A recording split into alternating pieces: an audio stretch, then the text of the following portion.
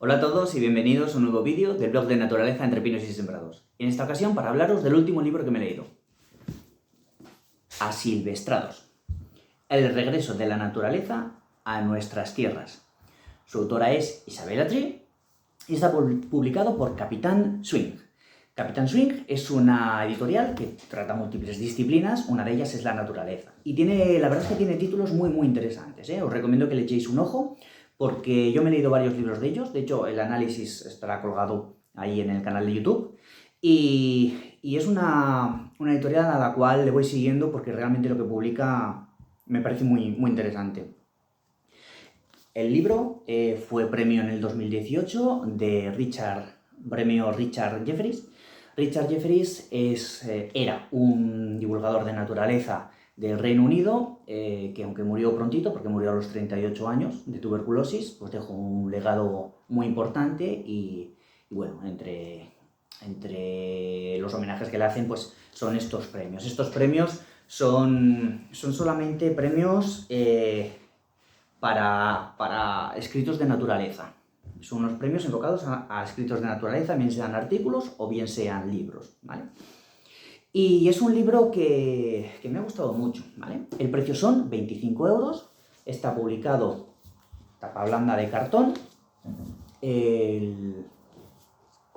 la letra se lee muy bien, es un libro que la letra se lee muy bien, el lenguaje es fantástico, es un libro que lo puede leer todo el mundo. Intercala también, aparte del texto, el texto son 400 páginas, de las cuales si quitamos lo que es bibliografía, índice, etcétera, se quedan en lo que es la historia que cuenta unas 320, una cosita así. Como digo, tiene también en las páginas, algunas páginas con fotos, a color todas, algún dibujo o lámina, pero bueno, lo menos, alguna fotillo. No tiene muchas, pero bueno, alguna cosita sí que tiene. ¿Veis? Aquí hay más. Sobre todo, aparte de la historia que cuenta, me ha gustado mucho cómo está estructurado el libro. Luego os explicaré los diferentes apartados que tiene, porque me parece sobresaliente la estructura que tiene. El libro lo que cuenta es la historia de la renaturalización de un territorio de 1.400 hectáreas en Inglaterra, ¿vale?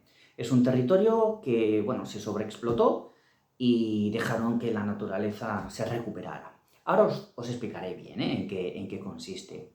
La autora es Isabel Atrí, realmente es una escritora enfocada a viajes, pero bueno, ha vivido esta historia personal junto con su marido, porque ellos eran los propietarios de este territorio, y lo que ha hecho ha sido plasmar esa evolución de cómo la naturaleza se ha recuperado, básicamente, ¿vale?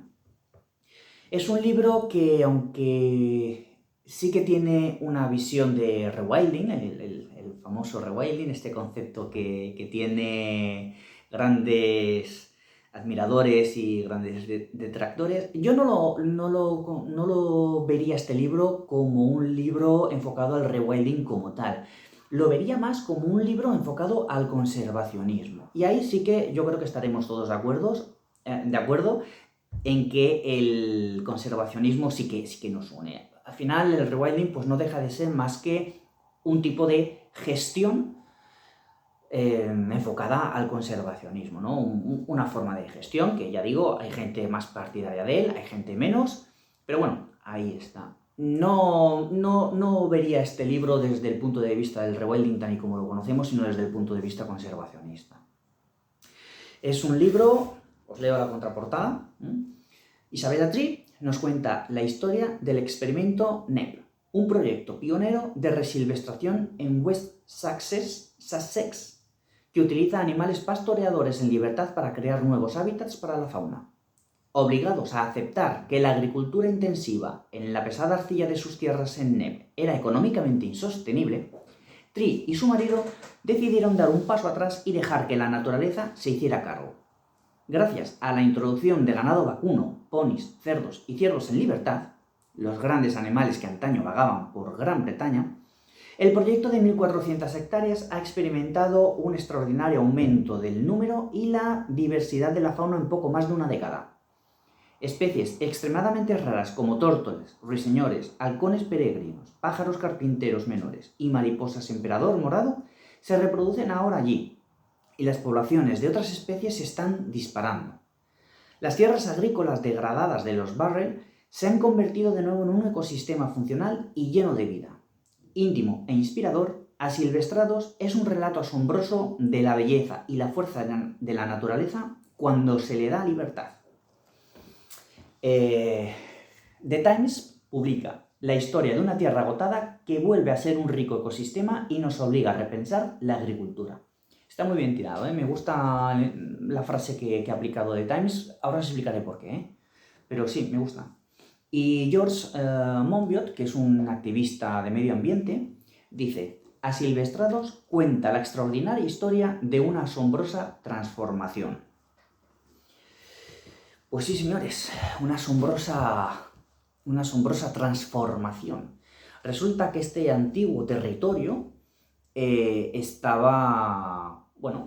cultivaba, había agricultura, había ganadería, ambos de forma intensiva. Hasta que esa sobreexplotación colapsó el territorio a nivel de fertilidad, a nivel de todo. Colapsó y se hizo insostenible. Hay una frase que me encanta, que la tengo aquí con un post-it para leerosla porque me parece tan clarividente, tan exacta y que se puede extrapolar a tantísimos sitios. Dice, estaba hablando de cómo aplicaban la agricultura y la ganadería de manera intensible hasta que se hizo insostenible. Y dice: era ciertamente una estrategia perversa, la de financiar al mismo tiempo proyectos tan opuestos. Por un lado, incentivos para intensificar al máximo la agricultura y por otro, incentivos para enmendar los efectos de la agricultura intensiva. Es decir, se gastaba una borrada de dinero para poder intensificar tanto la ganadería como la agricultura, las dos. Intensificar y sacar el máximo provecho posible en la cantidad de tiempo mínima, pero eso a su vez hacía que se sobreexplotara y tenían que hacer otra inversión económica muy grande para contrarrestar esos efectos de la intensificación. Era el pez que se muerde la cola. Entonces llegó un momento en el que el territorio, a nivel de fertilidad, etcétera, que decía, dijo: hasta aquí. Ya no era sostenible, ya petó en todas las dimensiones. Y entonces lo que decidieron hacer los propietarios, ¿vale?, Isabella Tree y Charles Burrell, su marido, es dejar que la naturaleza tomara el mando de las cosas, se recuperara. Hay una frase que me he apuntado todo para poderoslo decir bien.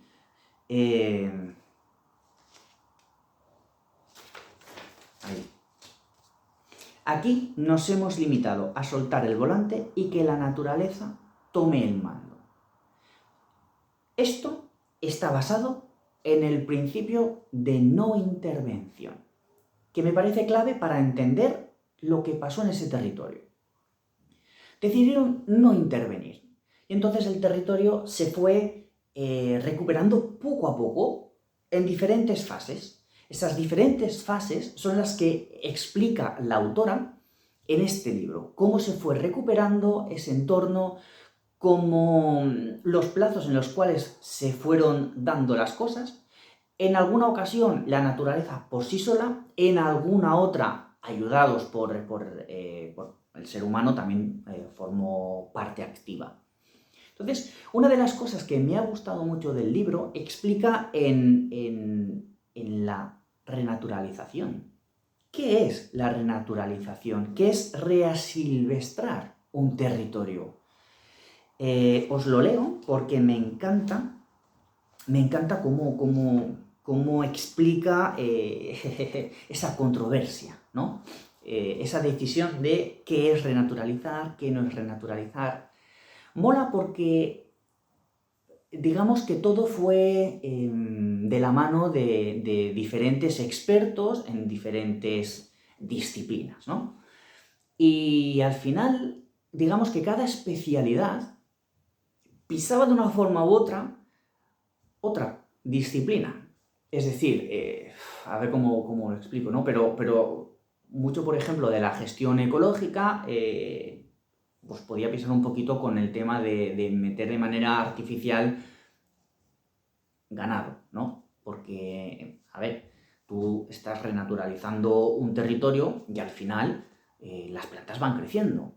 Pero para que haya un mínimo de control de esa vegetación, tiene que haber herbívoros. En ese momento no había herbívoros salvajes, entonces los tuvieron que incorporar.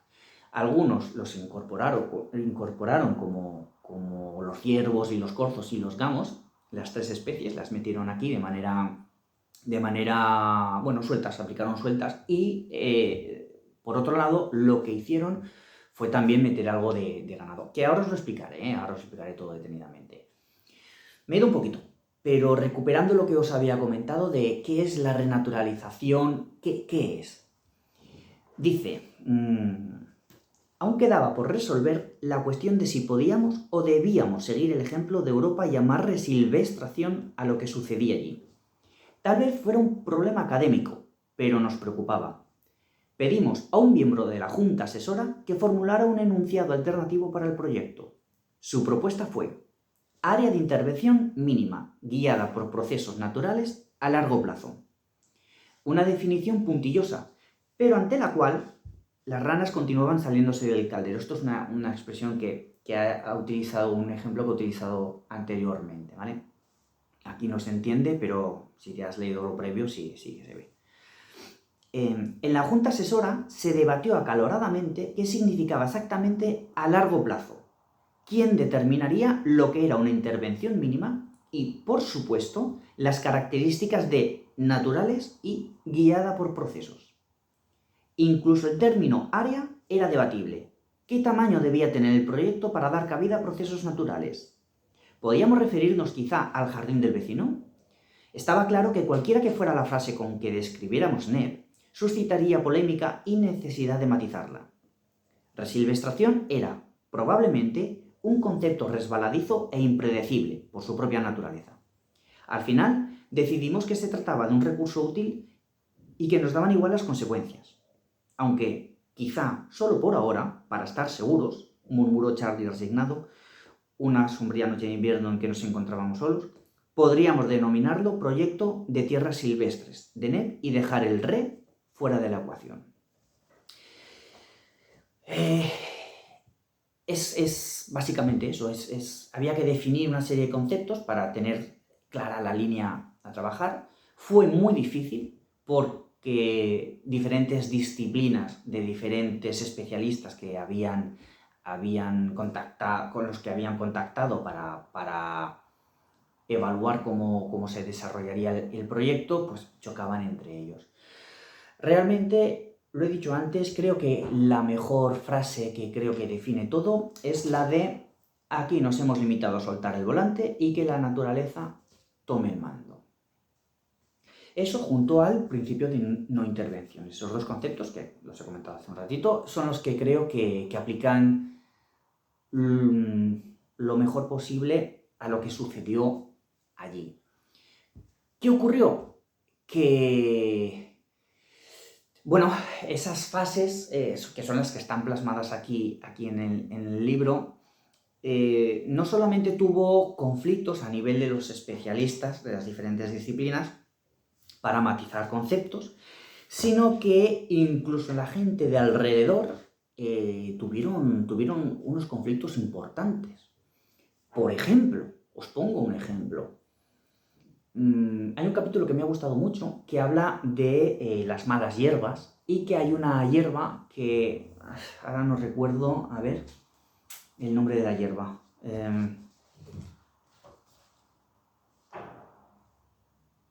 La hierba de Santiago. no me salía.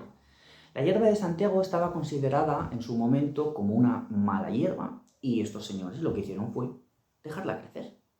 Porque al fin y al cabo de lo que se trataba es eso, ¿no? De que la naturaleza fuera generándose. Pero esto afectó incluso a nivel de la gente que estaba allí, porque estaban dejando crecer a una mala hierba que incluso traía problemas a los animales domésticos cuando la ingerían. Es una hierba que, bueno, que estaba muy mal vista, ¿no? Estaba muy mal vista a nivel, te diría que incluso estético, que es algo que está tratando aquí, ¿eh? Hay hierbas que se asocian a una mala hierba y por tanto cuando las ves en un sitio te rechinan, pero bueno, pero no deja de ser naturaleza. Entonces, esta oposición de la gente incluso a que dejaran crecer una hierba, la formalizaron en una carta. Os la leo. El 8 de septiembre de 2008, cuando la hierba de Santiago estaba en plena floración, Charlie recibió una carta del propietario de un acaballadero en la zona, una más de las muchas que le enviaron. Estimado señor, vuelve la época de las malas hierbas y debo felicitarle por un nuevo éxito en su cultivo. Resulta que todo el mundo está luchando para deshacerse de la hierba de Santiago, la cedera y el cardo, salvo usted y los suyos, que no están haciendo nada. Estoy seguro de que dentro de Stewardship tiene usted derecho a actuar así, pero le ruego que dedique unos segundos a pensar en la gente y las tierras que lo rodean, donde el viento dispersa las semillas. Vinieron unos amigos agricultores este fin de semana, gente que trabaja a lo grande cerca de Cambridge, y quedaron horrorizados al ver la negligencia y el poco cuidado que se dedica a estas tierras. Sé que esta carta no tendrá efecto alguno, pero no le quepa duda de que voy a preguntar al DEFRA cómo es posible que pueda usted faltar a sus obligaciones de tal modo. O sea, como si tuviera la obligación de quitar esas malas hierbas. Esto es un ejemplo, ¿no? de cómo a nivel social, con la gente del entorno, esta política de renaturalización pues creó muchos conflictos. Como también los creó la ganadería, porque aunque ellos liberaron ciervos, corzos y gamos, que os he explicado, había cierto nicho de herbívoros que no estaba cubierto y que se cubrieron pues con ovejas y especialmente con vacas y con caballos y todo esto. ¿Y qué ocurre? Que, claro, no había predadores. Había herbívoros, pero no había predadores. Entonces, había que eliminarlos. Dentro de lo que era esa gestión para eliminar los herbívoros, decidieron, pues, matarlos y comer la carne, vender la carne de caballo. Esto que parece tan simple y tan normal, también causó muchísima polémica. Primero porque esos caballos que estaban allí, o esas vacas que estaban sueltos sin más gestión, se reproducían entre ellos a su libre albedrío, lo que hacía que se perdiera la pureza genética de esas razas, cosa que estaba muy mal visto por algunos criadores. Igualmente, la carne de caballo es tabú en Inglaterra, que luego se consume más de lo que pueda parecer, pero es tabú. Entonces, claro, matar a los caballos para vender la carne, pues como que tampoco lo veía bien la gente, se generó un nuevo conflicto, etcétera, etcétera.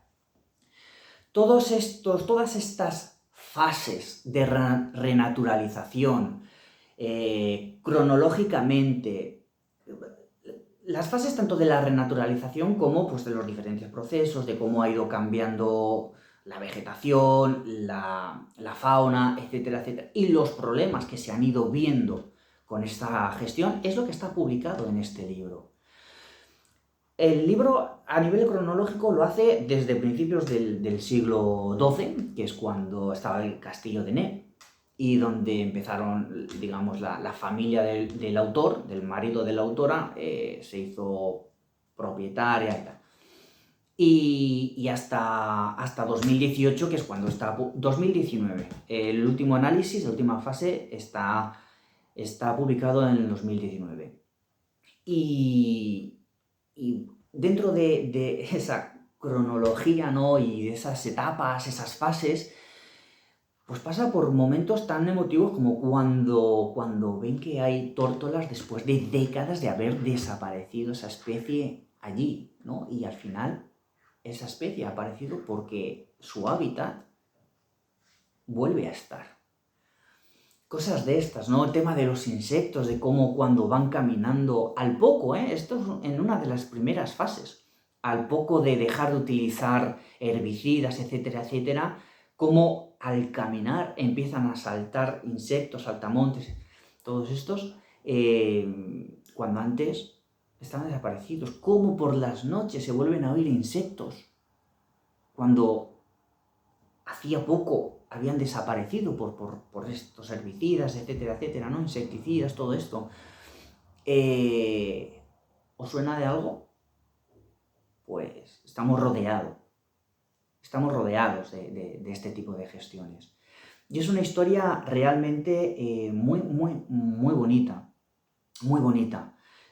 La estructura del libro ayuda mucho a seguir esta historia, porque realmente, os explico, el libro tiene dos introducciones. Es curioso, ¿no? Una introducción hecha por Eric Schlosser, que es un periodista... es un periodista estadounidense, ¿vale? Y que tiene conceptos muy, muy importantes porque, por ejemplo, en esa introducción habla de cosas como, por ejemplo, lo tengo aquí, conceptos como que se toma la tierra por mercancía y a los animales por unidades de producción. En la actualidad, lo repito, en la actualidad se toma la tierra por mercancía y a los animales por unidades de producción. Y Eric Schlosser también habla del concepto capital natural, que asigna un valor monetario a elementos como los bosques, el aire limpio, etcétera, etcétera. Me parece una introducción, bueno, muy bien tirada, con una serie de reflexiones que ambientan y contextualizan muy bien la historia que van a explicar. Y luego hay otra segunda introducción de la autora, cuya principal frase es, bueno, la que más me ha llamado a mí la atención, pero aunque muchas especies se están recuperando respecto a cómo estaban hace unos años, únicamente se ha recuperado una fracción de la población previa. Y otra frase que me ha gustado mucho es, la resilvestración es un modo de restauración ecológica en el que uno ha de mantenerse al margen. Uno ha de mantenerse al margen. Dejar que la naturaleza tome el volante. Acordaros del principio de no intervención. El libro tiene múltiples apartados, múltiples. De hecho, bueno, empieza con el típico índice, ¿vale? Después del índice viene la cronología con las etapas a nivel cronológico más importantes de las diferentes fases, ¿no? Pues empieza en el siglo XII, William de Braus, 1144-1211, Lord tal, manda a construir la mota castral que conocemos como el antiguo castillo de Nep, que es sobre donde gira todo este territorio. 1206, 1215, 1700, ¿no? Los diferentes apartados. Y luego ya, digamos, cuando empieza un poquito el tema de esa gestión de renaturalización, porque los primeros años pues es un poquito entender cómo ese territorio llegó a ser lo que fue antes de la renaturalización, de esa gestión de renaturalización, ¿no? Pero, por ejemplo, pues os lo leo, en el 2003, pone 2003, agosto, se celebra en Nep un día en el bosque para animar a los agricultores y propietarios de tierras vecinos a que apoyen o se unan al proyecto de resilvestración. Noviembre, también el 2003, introducción de 6 ponis Exmoor en el parque Repton. 2004, habla que la financiación de la Countryside Stewardship para expandir la restauración del parque hacia los bosques central y norte, se levanta un cercado alrededor de los bosques central y norte. Julio, sueltan 23 vacas Longhorn inglesas en el bloque norte. Diciembre, introducción de 2 cerdas. Dentro de cada año, te dice, en tal mes ocurrió este hecho importante para entender todo lo que ha pasado, ¿no? La cronología, ya digo, abarca desde desde el siglo XII hasta 2019. Después, seguidamente, hay un mapa del sitio para entender cómo está fraccionado y cuando hacían algún tipo de gestión donde la aplicaban, para entenderlo todo, ¿no? Que está pues el bloque norte, el bloque central, el bloque sur, los terrenos de los pueblos de alrededor y las fincas. Después, que me ha parecido muy útil, está también bueno, seguidamente vienen las 2 introducciones, pero hay también un apéndice de la Junta Asesora de la NEC Wildland, ¿vale? Que es el organismo de gestión que se creó. Está aquí. Fijaros, toda esta gente y toda esta gente. Un montón de gente, ¿eh? Cada uno aquí explica todas las diferentes personas y su especialidad, ¿no? Y su aportación. Por ejemplo, Alexander Keith, ecólogo independiente y especialista en escarabajos saproxílicos. Martin Boers, veterinario de la Livestock Partnership. El profesor Paul Bagland, profesor de arqueología ambiental en la Universidad de Bournemouth. Todas las personas que han formado parte de la Junta, su especialidad y tal. Que me parece muy bien porque, claro, como pasan tantos años, al final pierdes un poquito el hilo de quién era quién, qué ha hecho, etcétera, etcétera. Me parece un apoyo muy importante. Después viene un apartado de fuentes, de las fuentes a las que hace referencia muchos artículos que nombran. Pues en el capítulo 1, todas estas fuentes. No confundir el apartado de fuentes con el apartado de bibliografía, ¿eh? El apartado de bibliografía está después, que ahora os lo enseñaré, y fuentes, pues lo que habla son muchos enlaces a páginas web, artículos y tal, ¿vale?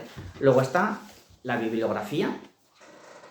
El apartado de fuentes, ojo, porque el apartado de fuentes está muy bien porque habla de las diferentes fuentes. Cada capítulo está estructurado, cada capítulo, ¿vale? Capítulo 1, un hombre extraordinario bajo un árbol extraordinario. Capítulo 2, en guerra contra todo, ¿vale? Y habla de las páginas web, enlaza a PDFs, si es un libro, enlaza a las páginas a las que hace referencia de ese libro. Me ha gustado mucho cómo está estructurado. Y luego, por otro lado, pues está la bibliografía, que es ya más de cara a estudios. Que la tenemos aquí. Fijaros que las fuentes, ojo, para que veáis cómo de currado está. Las fuentes empiezan en la página 357 y acaban en la 375. O sea, casi 22 páginas de fuentes. Muy currado. Y la bibliografía también es muy extensa. Un poquito menos porque son digamos, artículos más cortos, enlaces más cortos, no explica tanta cosa en cada uno de ellos, pero también son 3 o 4 páginas. Luego están los agradecimientos y, por último, un glosario, que me ha encantado el glosario, porque vienen los nombres tanto en castellano como en inglés, como el nombre científico.